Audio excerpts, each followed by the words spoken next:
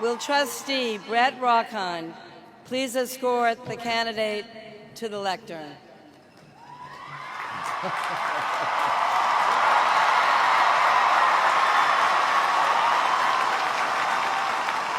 Taylor Swift,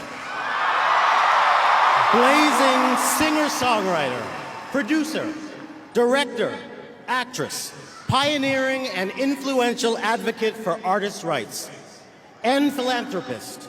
You have brought joy and resolve to your hundreds of millions of fans throughout the world. One of the best-selling music artists in history, you have crossed genres, demographics, age groups, and borders of all kinds to touch lives around the globe. With 9 original studio albums, 2 re-recorded studio albums, 5 extended plays, 3 live albums, and 14 compilations, you have sold well over 100 million album units, earning awards and honors in every category. You have used the remarkable platform you earned to galvanize support for the Equality Act, to prevent discrimination on the basis of sexual orientation and gender identity. And you have spoken out, and you have supported initiatives to protect women and girls from harassment and sexual assault. You have donated significantly to victims of floods and tornadoes, for cancer research, literacy programs for children, and public education. You have fearlessly challenged the exploitation of music artists and successfully championed their right to be compensated for their work.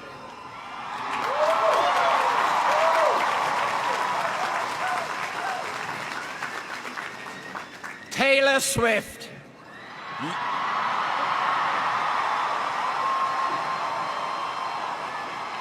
You are a role model across the world for your unprecedented talent and accomplishment, your fierce advocacy for protection of those facing discrimination, and your commitment to speaking out forcefully, eloquently, and effectively on behalf of all artists.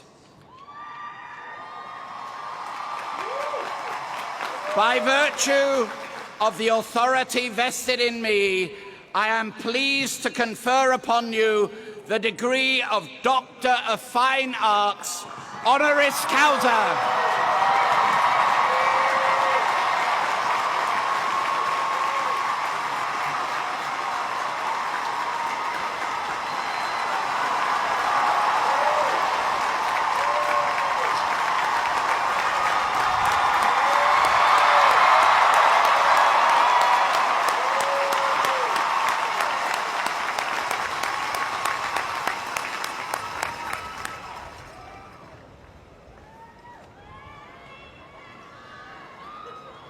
I am now pleased to introduce Taylor Swift, who will respond on behalf of the honorary degree recipients.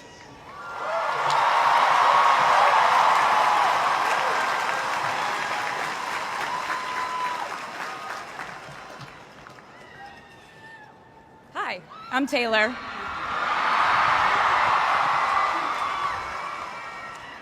Last time I was in a stadium this size, I was dancing in heels and wearing a glittery leotard.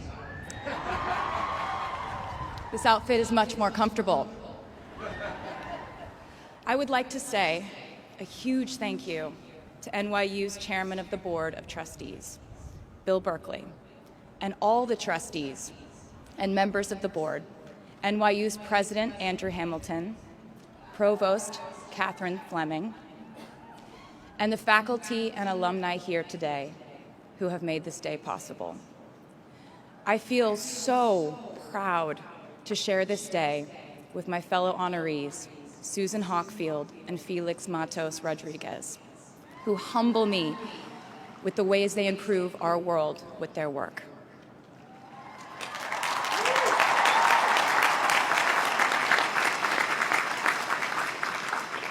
As for me, I'm 90% sure the main reason I'm here is because I have a song called 22.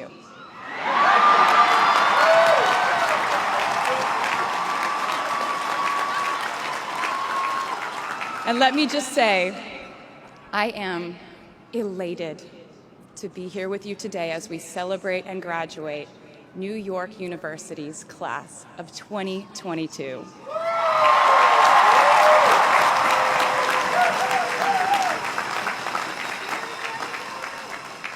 Not a single one of us here today has done it alone. We are each a patchwork quilt of those who have loved us, those who have believed in our futures, those who showed us empathy and kindness, or told us the truth, even when it wasn't easy to hear. Those who told us we could do it when there was absolutely no proof of that.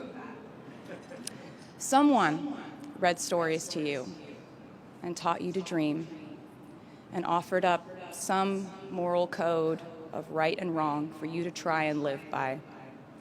Someone tried their best to explain every concept in this insanely complex world to the child that was you as you asked a bazillion questions like, how does the moon work? And why can we eat salad but not grass? And maybe they didn't do it perfectly. No one ever can. Maybe they aren't with us anymore. In that case, I hope you'll remember them today. If they are in this stadium, I hope you'll find your own way to express your gratitude for all the steps and missteps that have led us to this common destination.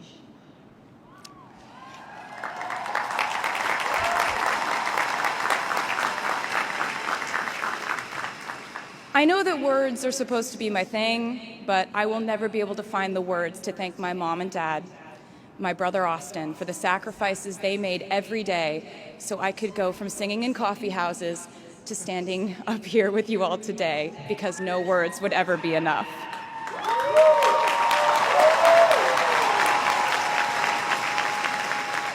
To all the incredible parents, family members, mentors, teachers, allies, friends, and loved ones here today who have supported these students in their pursuit of educational enrichment, let me say to you now, welcome to New York.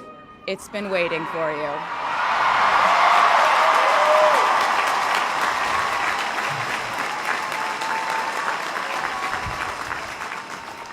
I'd like to thank NYU for making me, technically, on paper at least, a doctor.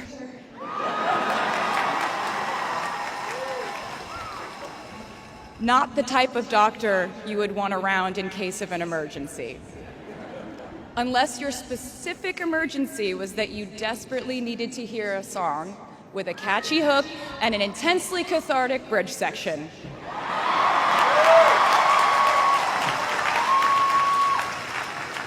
Or if your emergency was that you needed a person who can name over 50 breeds of cats in 1 minute. I never got to have a normal college experience, per se. I went to public high school until 10th grade, and then finished my education doing homeschool work on the floors of airport terminals.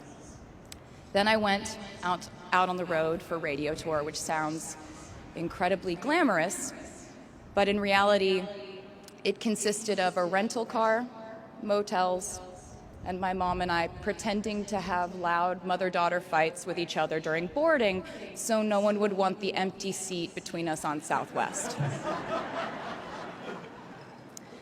As a kid, I always thought I would go away to college, imagining the posters I would hang on the wall of my freshman dorm. I even set the ending of my music video from my song Love Story at my fantasy imaginary college, where I meet a male model reading a book on the grass, and with one single glance, we realized we had been in love in our past lives. Which is exactly what you guys all experienced at some point in the last 4 years, right?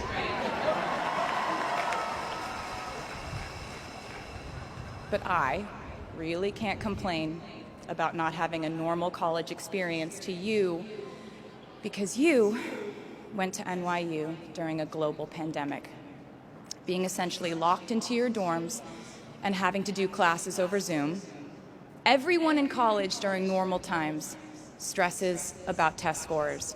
But on top of that, you also had to pass like 1,000 COVID tests. I imagine the idea of a normal college experience was all you wanted too. But in this case, you and I both learned that you don't always get all the things in the bag that you selected from the menu in the delivery service that is life. You get what you get. And as I would like to say to you wholeheartedly, you should be very proud of what you've done with it. Today, you leave New York University and then go out into the world searching what's next. And so will I.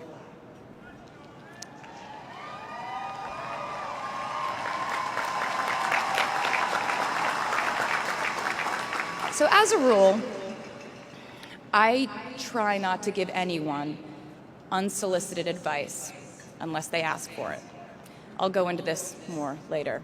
I guess I have been officially solicited in this situation to impart whatever wisdom I might have to tell you things that have helped me so far in my life.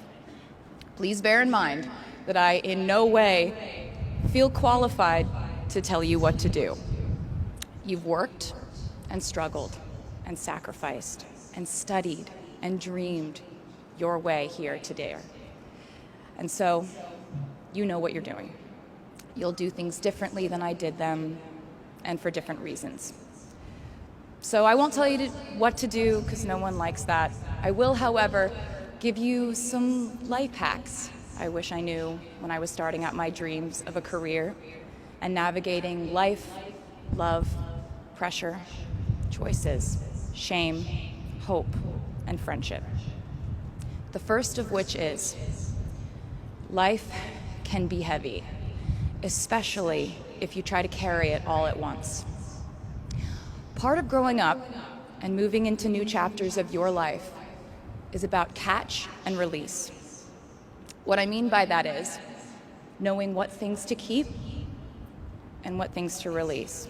You can't carry all things, all grudges, all updates on your ex, all enviable promotions your school bully got at the hedge fund his uncle started. Decide what is yours to hold and let the rest go. Oftentimes, the good things in your life are lighter anyway, so there's more room for them. One toxic relationship can outweigh so many wonderful, simple joys. You get to pick what your life has time and room for. Be discerning. Secondly, learn to live alongside cringe. No matter how hard you try to avoid being cringe, you will look back on your life and cringe retrospectively.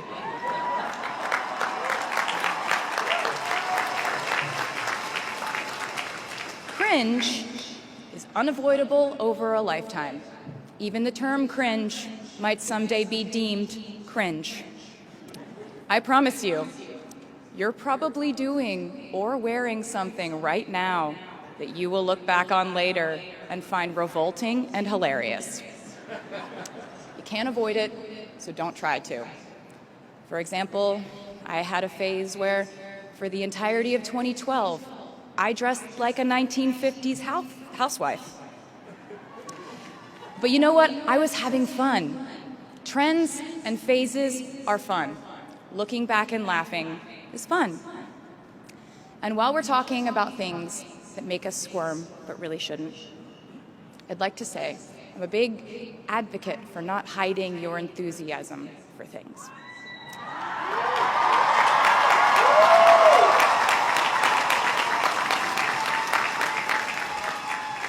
It's seems to me that there is a false stigma around eagerness in our culture of unbothered ambivalence. This outlook perpetuates the idea that it's not cool to want it, that people who don't try are fundamentally more chic than people who do. And I wouldn't know because I've been a lot of things, but I've never been an expert on chic, but I'm the one who's up here, so you have to listen to me when I say this. Never be ashamed of trying. Effortlessness is a myth. The people who wanted it the least were the ones I wanted to date and be friends with in high school. The people who want it the most are the people I now hire to work for my company.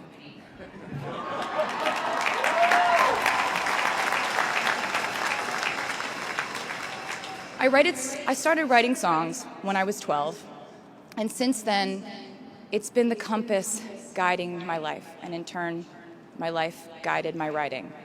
Everything I do is just an extension of my writing, whether it's directing videos or a short film, creating the visuals for a tour, or standing on a stage performing. Everything is connected by my love of the craft, the thrill of working through ideas and narrowing them down and polishing it all up in the end, editing, waking up in the middle of the night, throwing out the old idea because you just thought of a newer, better one, or a plot device that ties the whole thing together. There's a reason they call it a hook. Sometimes a string of words just ensnares me, and I can't focus on anything until it's been recorded or written down. As a songwriter, I've never been able to sit still or stay in one creative place for too long. I've made and released 11 albums, and in the process, I've switched genre from country to pop to alternative to folk. And this might sound like a very songwriter-centric line of discussion, but in a way, I really do think we are all writers. And most of us write in a different voice for different situations. You write differently in your Instagram stories than you do your senior thesis. You send a different type of email to your boss than you do your best friend from home. We are all literary chameleons, and I think it's fascinating. It's just a continuation of the idea that we are so many things all the time. And I know it can be really overwhelming figuring out who to be and when, who you are now, and how to act in order to get where you want to go. I have some good news. It's totally up to you. I have some terrifying news. It's totally up to you. I said to you earlier that I don't ever offer advice unless someone asks me for it, and now I'll tell you why. As a person who started my very public career at the age of 15, it came with a price. And that price was years of unsolicited advice. Being the youngest person in every room for over a decade meant that I was constantly being issued warnings from older members of the music industry, media, interviewers, executives, and this advice often presented itself as thinly veiled warnings. See, I was a teenager at a time when our society was absolutely obsessed with the idea of having perfect young female role models. It felt like every interview I did included slight barbs by the interviewer about me one day running off the rails. And that meant a different thing to every person who said it to me. So I became a young adult while being fed the message that if I didn't make any mistakes, all the children of America would grow up to be perfect angels. However, if I did slip up, the entire earth would fall off its axis, and it would be entirely my fault, and I would go to pop star jail forever and ever. It was all centered around the idea that mistakes equal failure. and ultimately, the loss of any chance at a happy or rewarding life. This has not been my experience. My experience has been that my mistakes led to the best things in my life. And being embarrassed when you mess up, it's part of the human experience. Getting back up, dusting yourself off, and seeing who still wants to hang out with you afterward and laugh about it, that's a gift. The times I was told no, or wasn't included, wasn't chosen, didn't win, didn't make the cut, looking back, it really feels like those moments were as important, if not more crucial, than the moments I was told yes. Not being invited to the parties and sleepovers in my hometown made me feel hopelessly lonely. But because I felt alone, I would sit in my room and write the songs that would get me a ticket somewhere else. Having label executives in Nashville tell me that only 35-year-old housewives listen to country music, and there was no place for a 13-year-old on their roster, made me cry in the car on the way home. But then I'd post my songs on my MySpace. And yes, MySpace. And I would message with other teenagers like me who loved country music, but just didn't have anyone singing from their perspective. Having journalists write in-depth, oftentimes critical pieces about who they perceived me to be made me feel like I was living in some weird simulation. But it also made me look inward to learn about who I actually am. Having the world treat my love life like a spectator sport in which I lose every single game was not a great way to date in my teens and 20s. But it taught me to protect my private life fiercely. Being publicly humiliated over and over again at a young age was excruciatingly painful, but it forced me to devalue the ridiculous notion of minute-by-minute, ever-fluctuating social relevance and likability.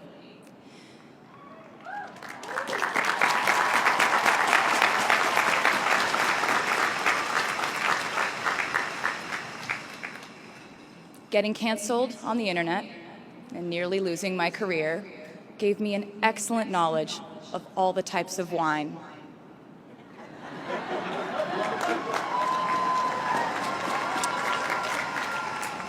I know I sound like a consummate optimist, but I'm really not.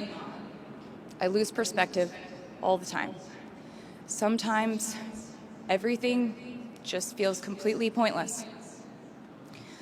I know the pressure of living your life through the lens of perfectionism. And I know that I'm talking to a group of perfectionists because you are here today graduating from NYU.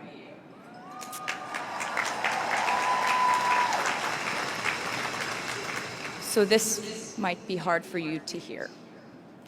In your life, you will inevitably misspeak, trust the wrong person, underreact, overreact, hurt the people who didn't deserve it, overthink, not think at all, self-sabotage, create a reality where only your experience exists, ruin perfectly good moments for yourself and others, deny any wrongdoing, not take the steps to make it right, feel very guilty, let the guilt eat at you, hit rock bottom, finally address the pain you caused, try to do better next time, rinse, repeat.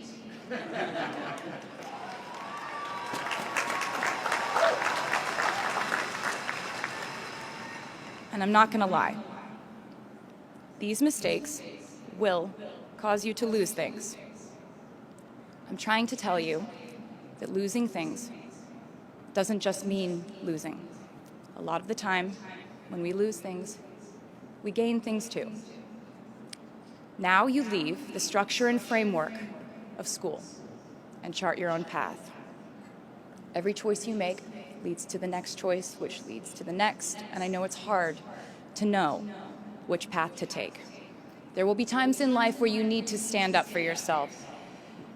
Times when the right thing is actually to back down and apologize. Times when the right thing is to fight. Times when the right thing is to turn and run. Times to hold on with all you have. And times to let go with grace. Sometimes the right thing to do is to throw out the old schools of thought in the name of progress and reform. Sometimes the right thing to do is to sit and listen to the wisdom of those who have come before us. How will you know what the right choice is in these crucial moments? You won't. How do I give advice to this many people about their life choices? I won't. The scary news is you're on your own now. But the cool news is you're on your own now.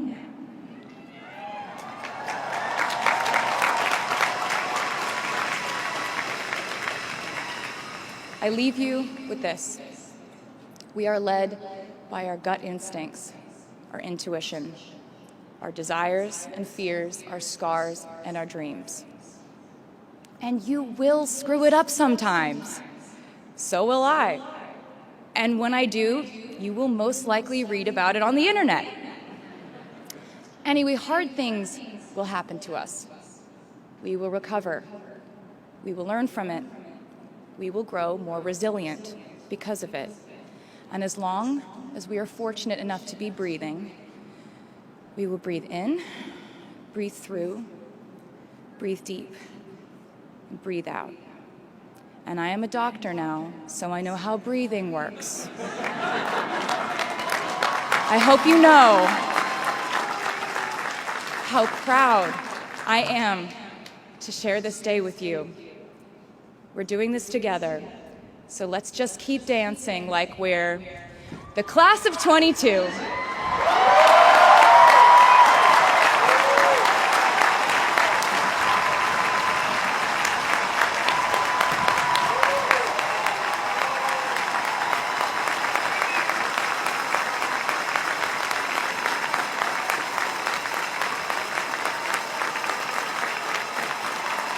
Please welcome the Steinhardt Singers with a tribute to New York.